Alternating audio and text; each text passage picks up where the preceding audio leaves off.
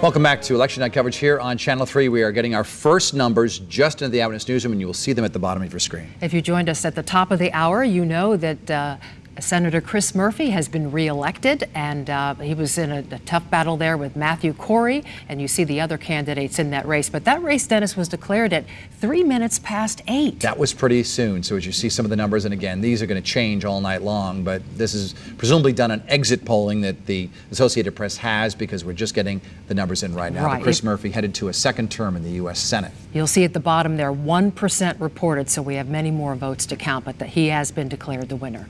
Why don't we check in with Channel 3 Eyewitness News reporter Patricia Del Rio, live with the mobile newsroom at Dunkin' Donuts Park in Hartford right now.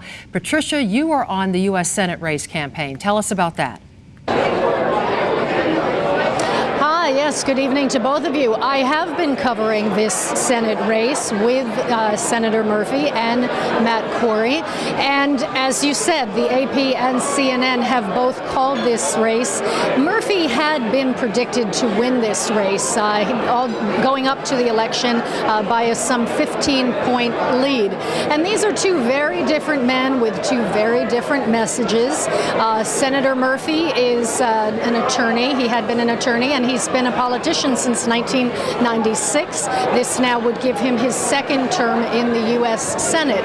His race was campaigning mainly on the fact that he felt that he had fought for Connecticut quite a bit and brought jobs here and fought to clean up the Long Island Sound, and that was really his message. Matthew Corey, he did not have the name recognition.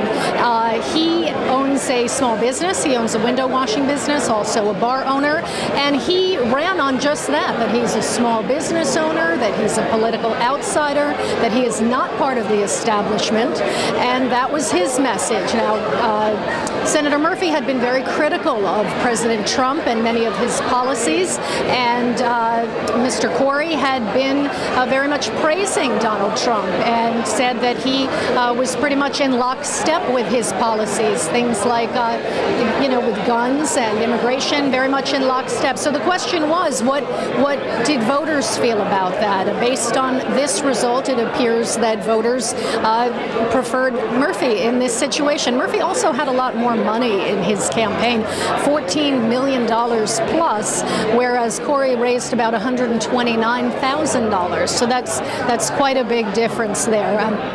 Many of the voters that we talked to today were telling us that some of them voted just along party lines, that they voted straight Democrat, and others saying straight Republican, but others liked them for specific reasons. In this case, they felt Mr. Murphy was more of the experienced politician as opposed to the political outsider.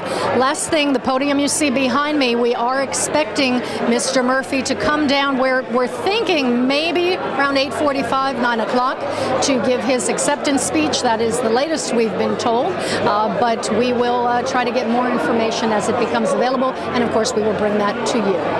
Live at Dunkin' Donuts Park, I'm Patricia Del Rio, Channel 3 Eyewitness News.